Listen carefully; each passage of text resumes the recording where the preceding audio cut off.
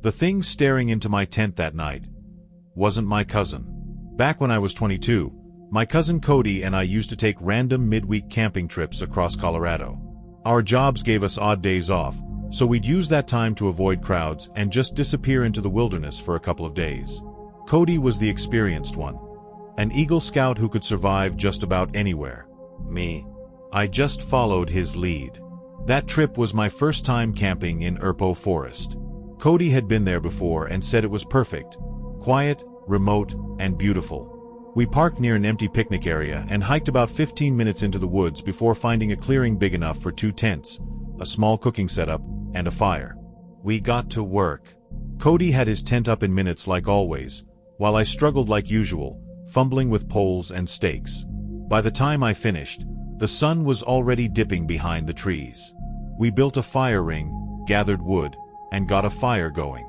Cody pulled out steaks and burgers like we were at a backyard barbecue instead of deep in the forest. That was his thing. He always made sure we ate well out there. Soon we were sitting by the fire, eating, drinking a couple of beers, and listening to classic rock through a small speaker. The forest was calm, peaceful, the kind of silence that actually feels good. If you've never had a moment like that, just sitting in the middle of nowhere with someone you trust, it's hard to explain how perfect it feels. Later, once it got dark, we started playing cards on a small folding table we brought just for that. Everything felt normal. Until it didn't. At some point during a game of Uno, I heard something. I paused the music. At first, there was just silence. Then it came again. Footsteps. Slow. Careful. And then, humming. Not an animal. Not the wind. A person. Somewhere beyond the trees, hidden in the pitch-black forest. Cody immediately tensed up and told me to grab the flashlight. I fumbled around trying to find it, but by the time I did, the sound had stopped. We both sat there, listening. Nothing. I asked him if we should be worried. He didn't hesitate. "Yeah," he said quietly. "That's not normal." We tried to go back to our game, but the mood had shifted. The music stayed low. Every sound around us suddenly felt louder. Then, out of nowhere, a large stick came flying into our campsite and landed right between us. We both jumped up instantly. That wasn't something falling from a tree. It had been thrown. Cody yelled into the darkness, angry and loud, telling whoever was out there to stop messing with us. For a moment, there was silence again. Then we heard footsteps, moving away. That's when I suggested we pack up and leave. Cody shook his head. Not in the dark. He was right. Hiking out at night, especially with someone possibly out there, wasn't a good idea either. Instead, we kept our bear spray close and agreed to take turns staying awake through the night. Someone was out there. That much was clear. Eventually, I went into my tent while Cody stayed up for first watch. I fell asleep faster than I expected. I don't know how long I was out, but I suddenly woke up. At first, I didn't know why. Everything felt hazy, like my brain hadn't fully caught up yet. Then I saw it. Ahead. Right at the entrance of my tent. Just staring at me. In the darkness, I couldn't see details. Just the shape. But my first thought was simple. Cody. I rubbed my eyes and whispered. "Is it my turn?" The head didn't move. Then, suddenly, the zipper of the tent closed from the outside, and the shape disappeared. I laid back down for a second. Then it hit me. Cody wouldn't just zip my tent shut like that, and he definitely wouldn't stand there silently. I sat up immediately and listened. Footsteps. Walking away. "Cody," I called. No answer. I quickly unzipped my tent and stepped out. The fire was completely dead, and Cody wasn't anywhere in sight. My chest tightened as I walked over to his tent and unzipped it. He was inside, asleep. I froze. A cold wave ran through my entire body. If Cody was here, then who was just in my tent? I shook him awake, panicking, telling him someone had been there. It took him a moment to fully wake up, but once he understood, his expression changed instantly. He grabbed his bear spray and admitted he must have fallen asleep while reading. That didn't make me feel better. Not even a little. We decided I should stay in his tent for the rest of the night. He stepped outside to watch while I ran to my tent to grab my sleeping bag. As I was inside, grabbing my stuff, I heard it again. That humming. Closer this time. Right outside. I froze. "Do you hear that?" I whispered. "Yeah," Cody said, tense. We didn't wait. We rushed back into his tent and zipped it shut, both holding our bear spray. Those next few hours felt endless. Every small noise made my heart race. The forest didn't feel peaceful anymore. It felt like something was watching us. Waiting. We barely spoke. Eventually, we switched watch shifts, but neither of us really slept. When dawn finally came, we didn't waste a second. We packed everything as fast as we could. No breakfast. No talking. Just leaving. By the time we hiked back to the car, the sun was fully up, but it didn't make me feel any safer. We had planned to camp another night somewhere else. We didn't. We just drove home. That was 6 years ago. Cody has asked me a few times since then if I want to go camping again. I always say no, because I still remember waking up in that tent and seeing someone standing there, silently watching me sleep. And the worst part? We never found out who it was, or why they were there.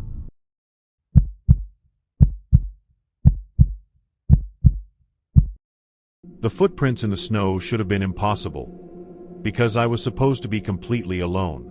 I went up to my family's cabin near Mount Bachelor in Oregon during one of the hardest times in my life. I had just lost my dad, and everything felt heavy, too heavy to deal with around people. The cabin was about to be sold, and for a short time, it was sitting empty. So I took that chance.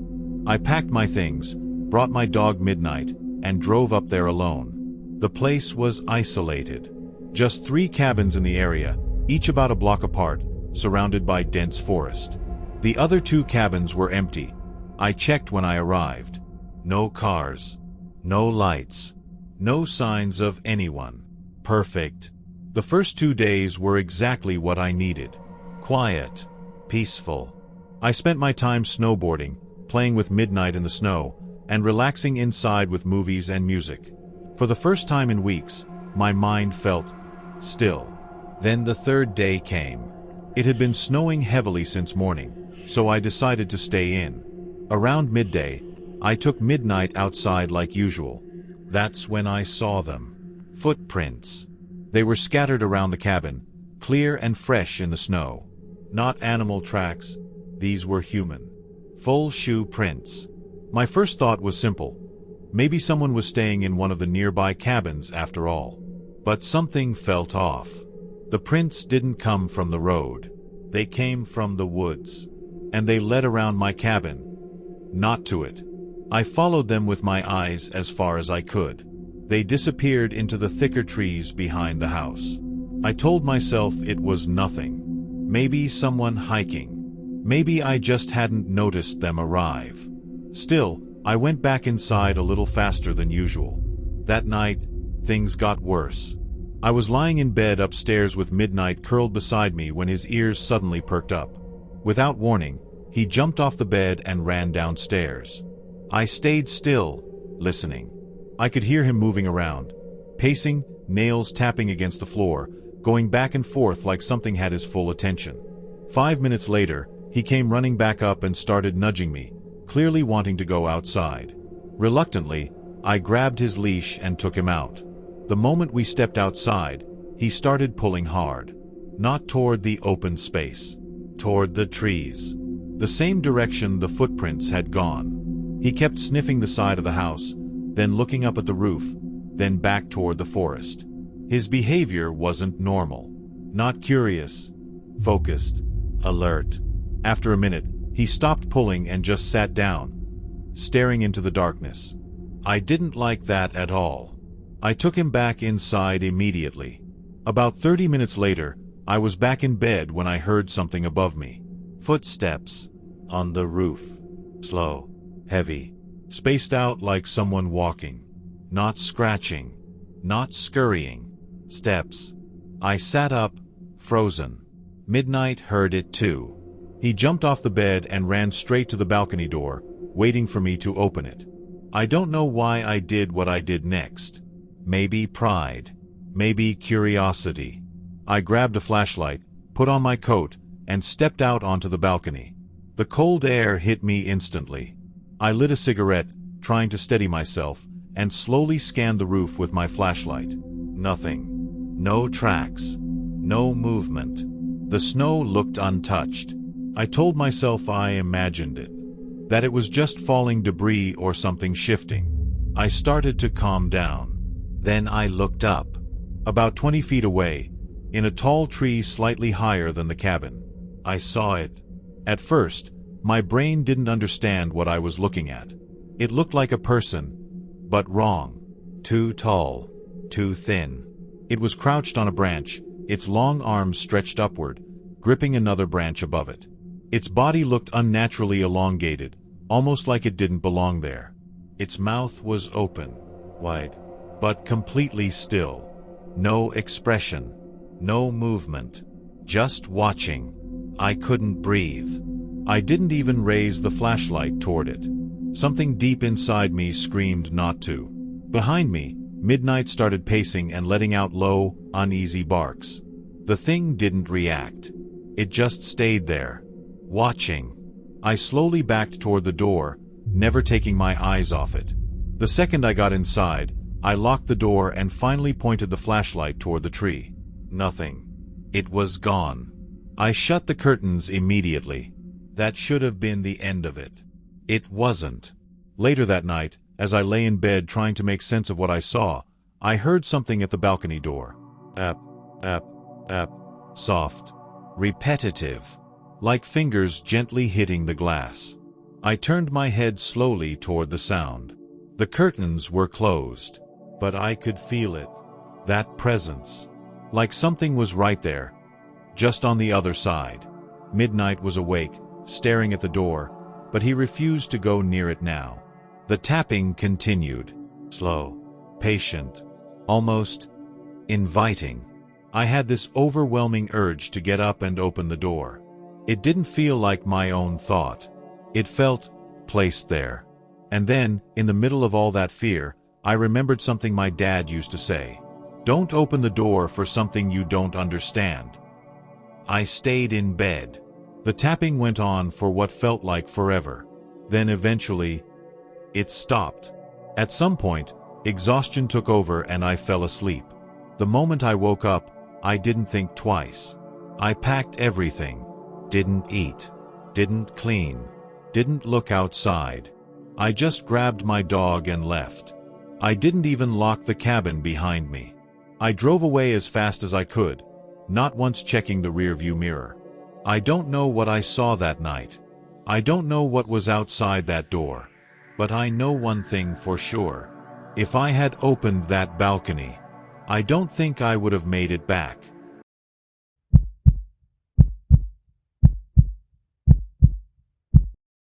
The deal was too good.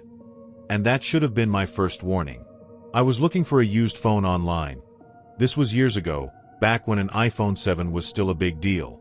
I didn't want to spend full price, so I checked Facebook Marketplace and Craigslist like everyone else. That's when I found it. Brand new. Still sealed. Way cheaper than it should have been. The seller's name was Melvin. His post looked normal enough, and when I messaged him, he responded quickly. He even sent me a video of the box, still wrapped, showing it hadn't been opened. Everything checked out. Too well, honestly. We exchanged numbers and set up a meeting. At first, his listed location was close to me, but then he said he had to head about an hour north. That annoyed me, but the deal was so good I didn't want to miss it. I asked a few friends if they wanted to come along, mostly to make the trip less boring. My friend Martina agreed, as long as I bought her food after. Fair deal. Melvin told me he only did transactions in police station parking lots to avoid scams. That actually made me trust him more. So that night, around 8:30, Martina and I hit the road. The drive was long but easy. We talked, joked around, and made plans for after. It felt like a normal Friday night. But things started feeling off once we got close. After getting off the highway, the area became empty.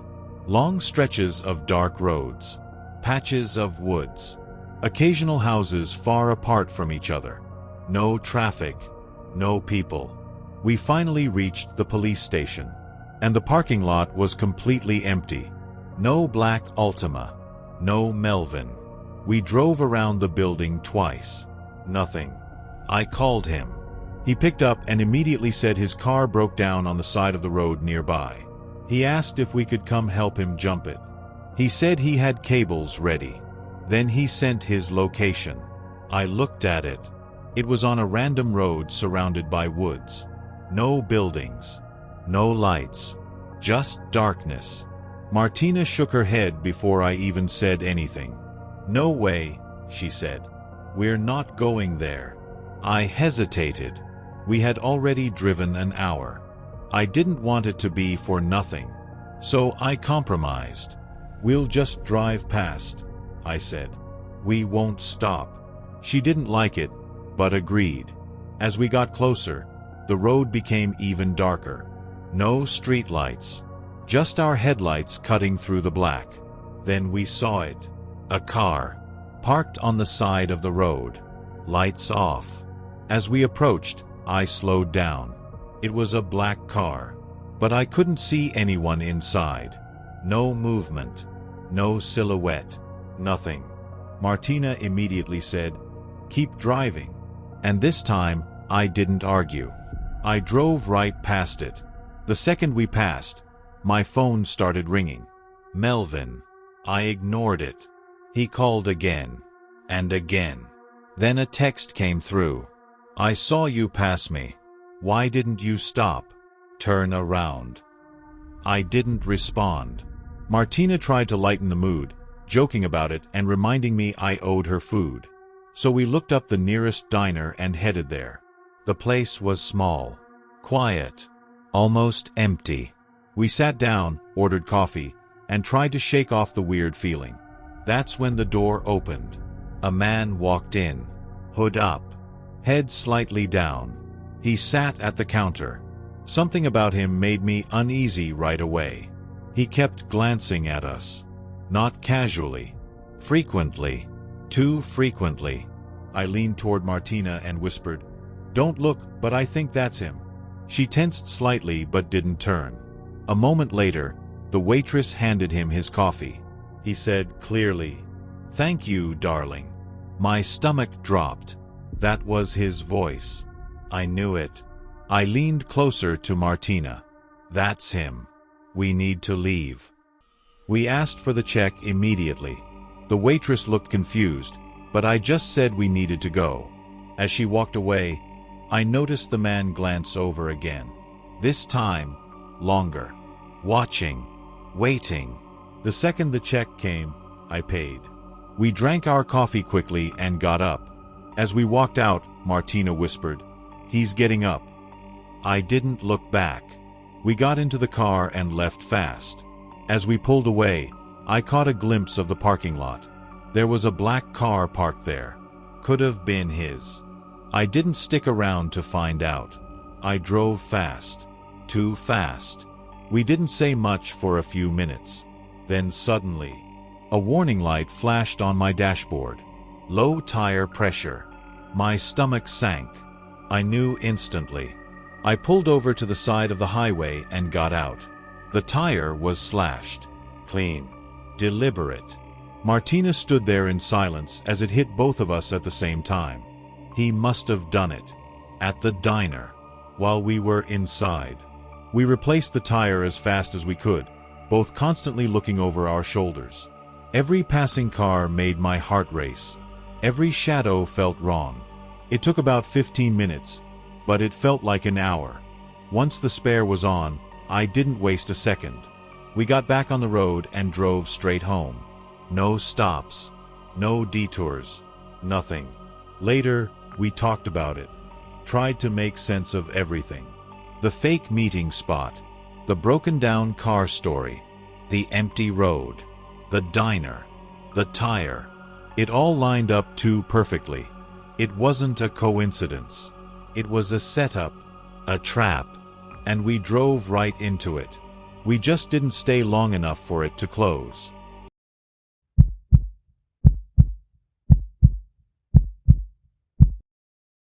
Everyone at that party kept staring at me, like I wasn't supposed to be there.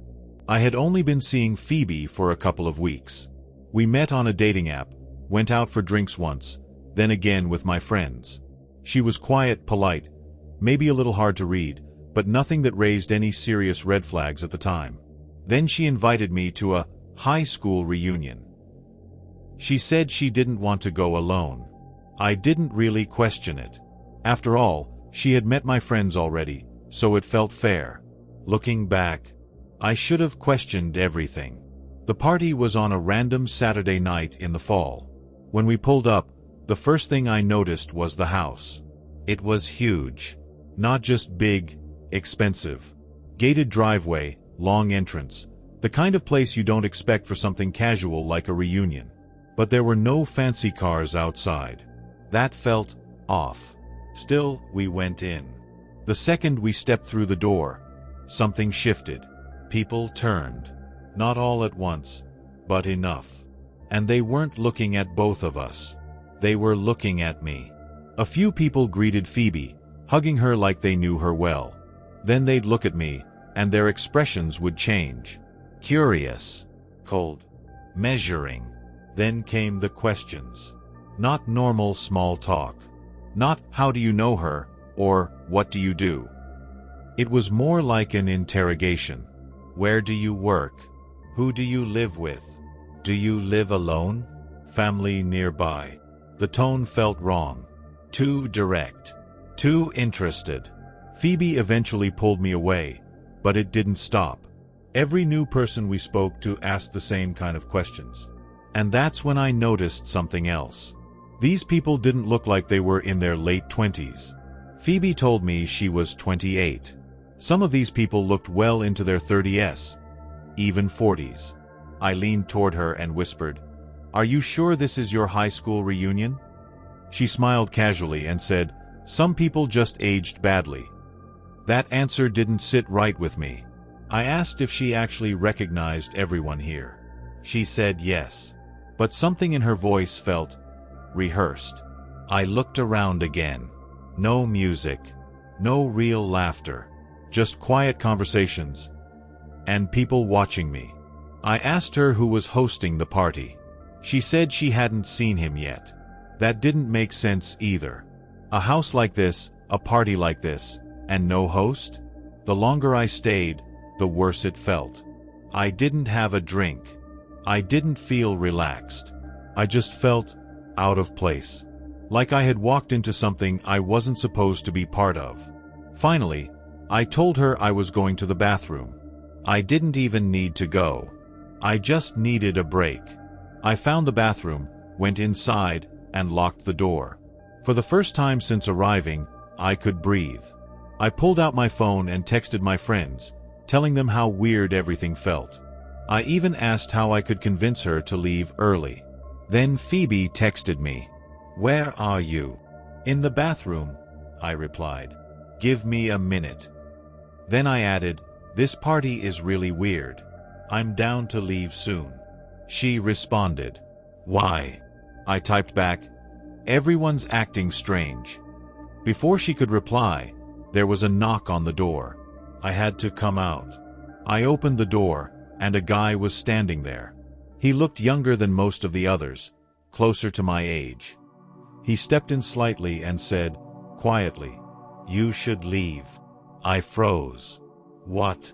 He glanced down the hallway, then back at me. "That girl you came with, she's not who she says she is." My heart started pounding. "Phoebe?" I asked. He gave a small, almost amused smile. "Whatever name she gave you." I felt a chill run through me. He continued, "What did she tell you this was?" "A high school reunion," I said. He let out a short breath and looked around again. "Do these people look like they're at a high school reunion?" I didn't answer, because I already knew. "Just trust me," he said. "Leave. The sooner, the better." Then he walked past me into the bathroom and shut the door. I stood there for a second, trying to process everything. But deep down, I already knew what to do. I didn't go back to Phoebe. I didn't say goodbye. I didn't explain anything. I just walked straight to the front door. Every step felt heavy, and I could feel it again. People watching me, not hiding it, not even pretending, just staring. I opened the door, stepped outside, and kept walking until I reached my car. The second I got in, I locked the doors and drove away. My hands were shaking the entire time. A few minutes later, my phone buzzed. "Phoebe, where did you go?" I didn't answer. I just drove. When I got home, I did something I should have done earlier. I looked up her phone number. The name that came up wasn't Phoebe. It was Claire Foster. Different name, different address. That's when something else hit me.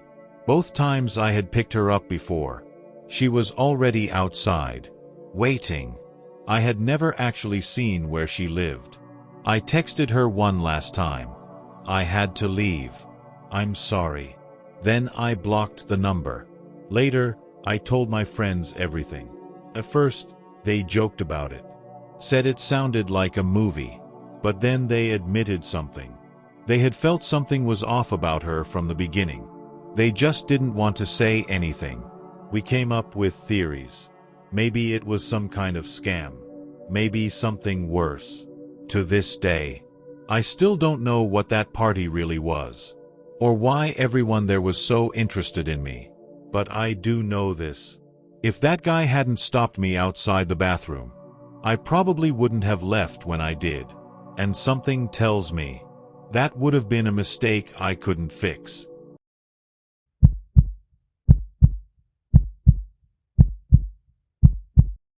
The voice in the kitchen sounded like my dad, but my parents weren't even home. I was about 8 years old when this happened. My parents had me later in life, so my older siblings were already teenagers by then. My brother Chris was 10 years older than me and already driving, so it wasn't unusual for him to come home late at night. That's what I told myself, at least. One night, I woke up to the sound of my parents arguing downstairs. It wasn't just normal talking. It sounded urgent, panicked. I cracked my bedroom door open and stepped into the hallway. "Mom," I called softly. She appeared at the bottom of the stairs and looked up at me. "Go back to bed," she said quickly. Something in her voice told me not to ask questions. So I didn't. I went back to my room and lay down, but I couldn't fall asleep right away. A few minutes later, I heard the front door slam shut. Then silence. I assumed they had left.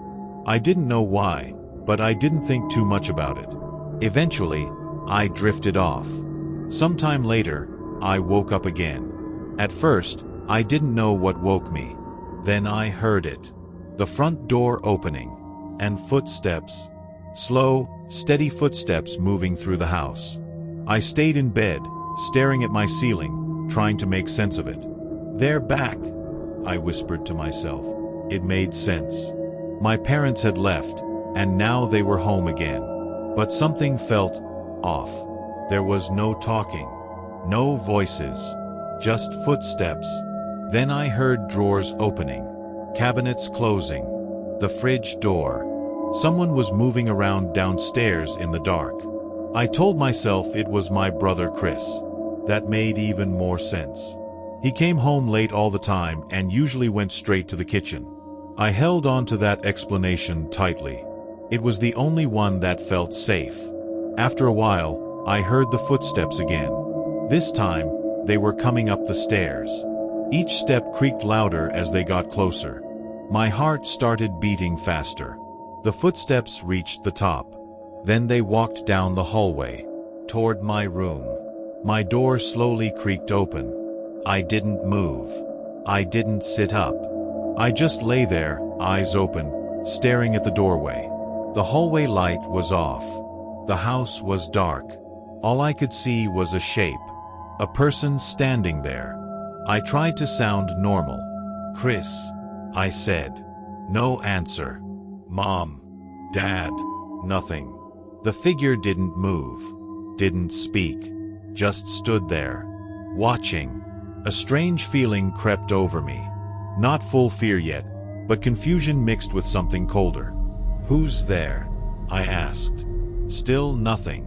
Then, slowly, the door began to close. Softly, quietly, until it shut completely. I lay there, frozen, trying to understand what just happened. A few seconds later, I heard footsteps again, walking away, back down the hallway, then down the stairs. At that point, I convinced myself it had to be my dad. Maybe he was checking on me and didn't want to wake me. That had to be it. It had to be. After a while, curiosity got the better of me. I got out of bed and walked into the hallway.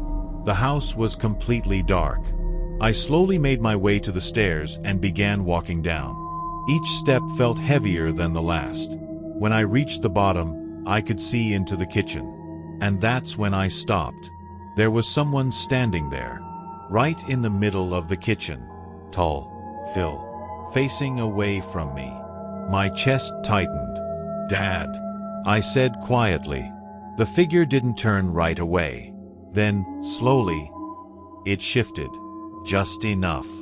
And in a deep voice, one that didn't sound quite right, it said, "Go back upstairs." Something about the way it said that.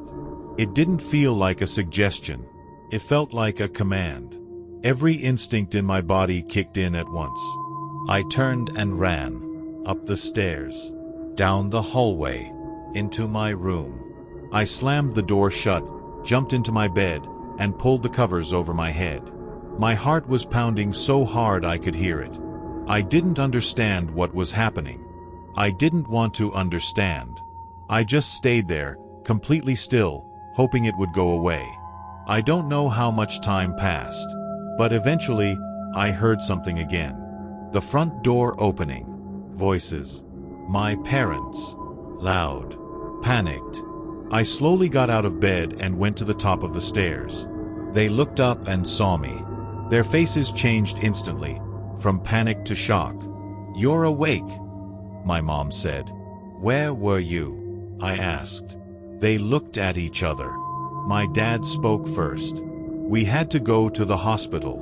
Chris was in an accident." Everything went quiet in my head. You just got back?" I asked. "Yes," my mom said. "We've been gone for hours."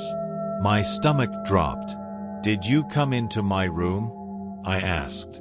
Both of them shook their heads. "No," my dad said. "Were you in the kitchen?" I asked, my voice shaking now. Again, no. That's when it hit me. Every sound I heard, every step, the figure in my doorway, the voice in the kitchen, none of it was them. My mom's expression changed as she realized what I was saying. "Did you see someone?" she asked, her voice trembling. I nodded. That's when everything exploded into chaos. My dad grabbed his gun and started searching the house. My mom called the police. I sat on the stairs, shaking, trying to explain what I saw. The police arrived quickly. They searched the entire house. Every room, every closet, every corner. But whoever had been there was gone. Nothing valuable was missing.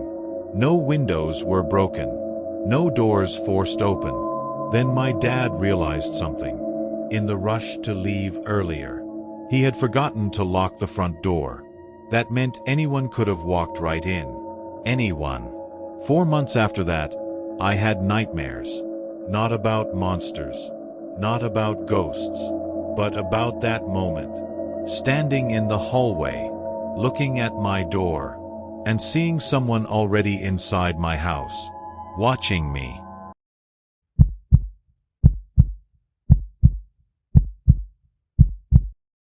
The oven door kept slamming over and over, like someone was trying to break it.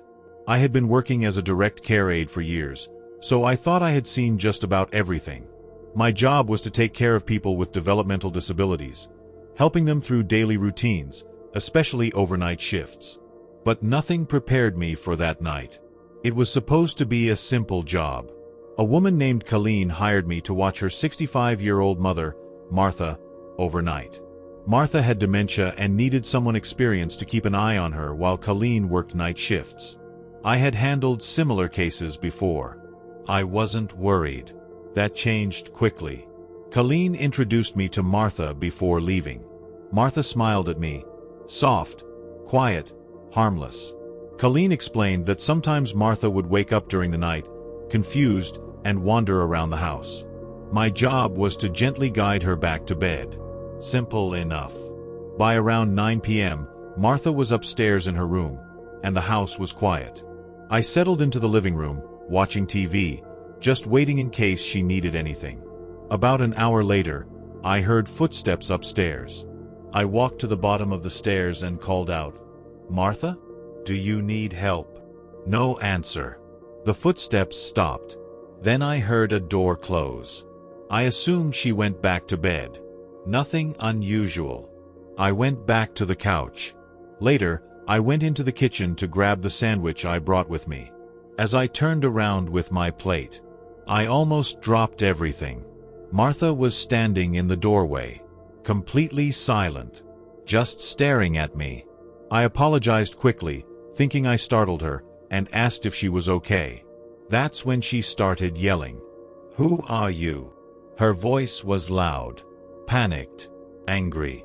I tried to calm her down, reminding her who I was, that her daughter hired me to be there. She kept repeating the same thing. "I don't know you. Why are you here?" It took a few minutes, but eventually, I got her to relax enough to guide her back upstairs. I gave her some water and melatonin, making sure she took it before leaving the room. That should have helped her sleep through the night. I went back downstairs. A few hours passed. The house was quiet again. I was exhausted. I had worked another shift earlier that day, and it was catching up to me. Colleen had told me I could rest in the spare bedroom upstairs if needed. So I did. I set an alarm for an hour, just in case, and lay down. I fell asleep almost instantly, but not for long. I woke up suddenly to a loud noise. A heavy, repeated sound. Slam, slam, slam. Every 1 to 2 seconds. My heart jumped into my throat. I got out of bed and stepped into the hallway. The sound was coming from downstairs. The kitchen.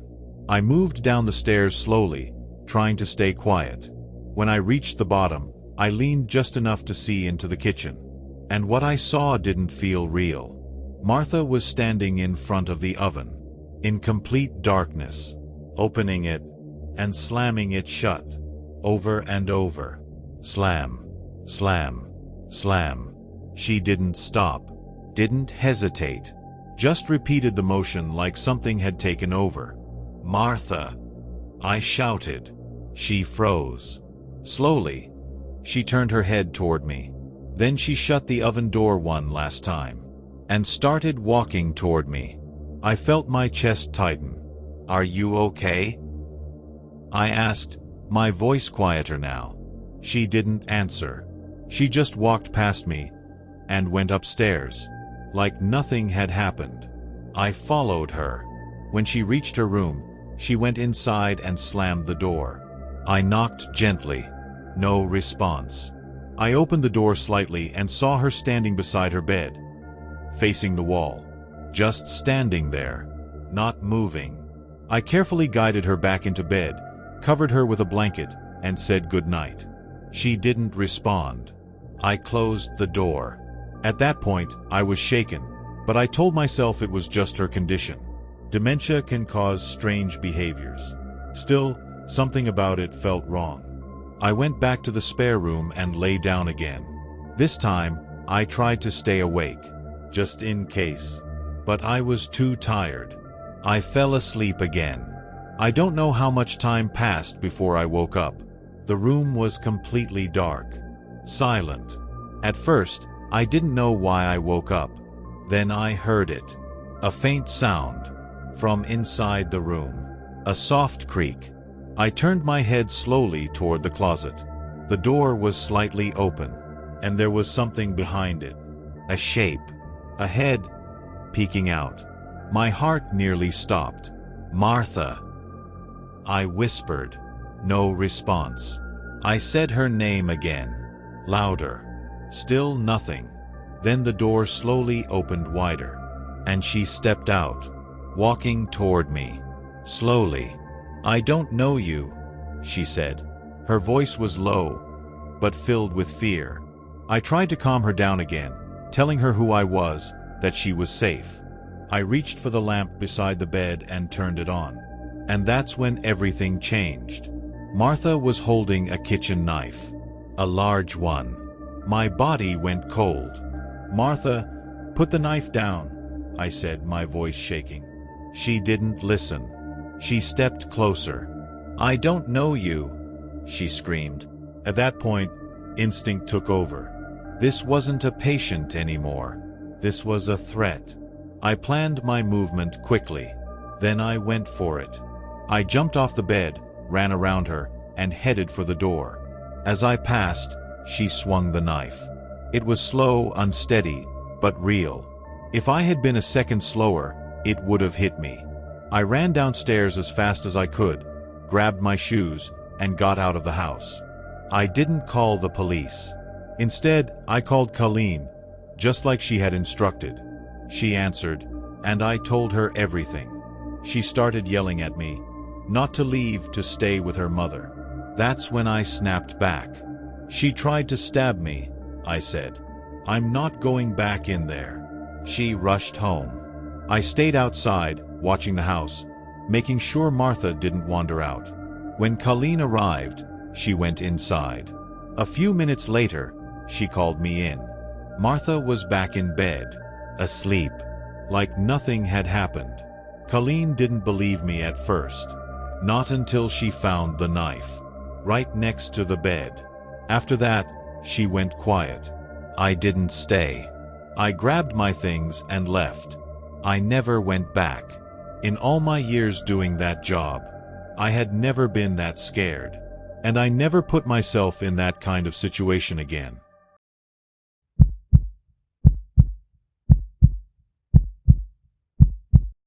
I woke up to someone sitting at the end of my bed, and he wasn't supposed to be in my room. When I was 23, I moved out of state for work. I didn't know anyone there, and rent was expensive, so finding a roommate seemed like the only realistic option. I posted online looking for a place, and that's when Rob reached out. He seemed normal, friendly. He even gave me a video tour of the house over a call. It looked clean, quiet, and close to my job. The price was reasonable too. Nothing felt off. So I said yes. A week later, I moved in. The house was modest but comfortable. Rob greeted me outside, helped carry my bags, and showed me to my room. It was already furnished. He said a friend had just moved out. Everything seemed fine. At first. The next day, he offered to show me around town. I wasn't really interested, but I didn't want to be rude, so I agreed. The drive started normal. He pointed out stores, restaurants, basic stuff. Then he asked if I wanted to grab lunch. I said I wasn't hungry. He pushed a little. I said no again. Then he suggested drinks instead. That made me uncomfortable. It felt less like a friendly gesture and more like something else. I told him I don't drink on work nights. He kept insisting. I kept saying no. Eventually, he went quiet. The mood in the car changed instantly. It was awkward the rest of the drive. After that, I focused on work and kept my distance. For a few days, everything was quiet. Then something small happened. But it didn't feel small. One evening, I got home and started doing laundry. When I grabbed my clothes, I noticed something was off. My hamper looked disturbed, like someone had moved things around. I told myself I was imagining it, until I started loading the machine. One of my underwear was missing. I checked everywhere.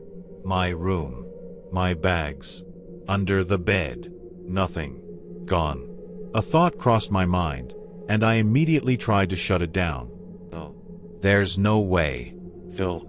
I didn't feel safe anymore.